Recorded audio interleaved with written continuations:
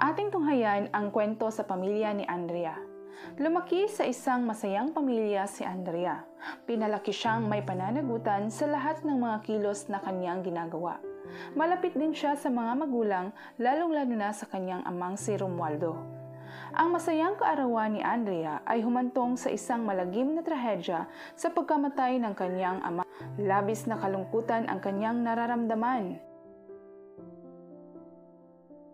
Simula ng mga araw na iyon, nagbago na ang kanyang pag-uugali at naging mailap na ang pakikitungo niya sa ibang tao. Tuwing nagkakaroon ng Parents' Day sa kanilang paaralan, ay ganoon na lamang ang kalungkutang kanyang nararamdaman. Iniisip niya na hindi kumpleto ang kanyang buhay. Wala na akong magulang, aniya. Hindi na matatawag na pamilya ang pamilya ko. Hindi na ito buo, dagdag pa niya. Napansin ng kanyang guro na nakatulala si Andrea.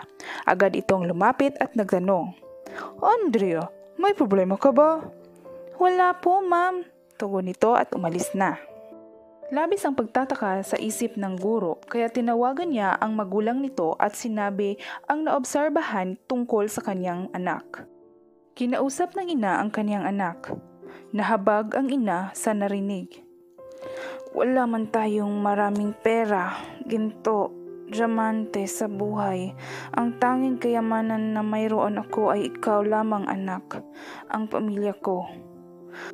Kahit hindi man tayo buo, hindi pa rin naman nawawala ang pagmamahal at suporta ko sa iyo." Wika ng ina na nagpahagulhol kay Andrea.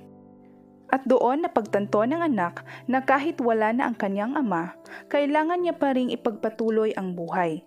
Kahit ito ay napakahirap, may pamilyang handang umaagapay at tumulong sa kanya. Balang araw, masusuklian din ang pagsasakripisyo ng aking ina. Magsisikap at magtatapos ako ng pag-aaral.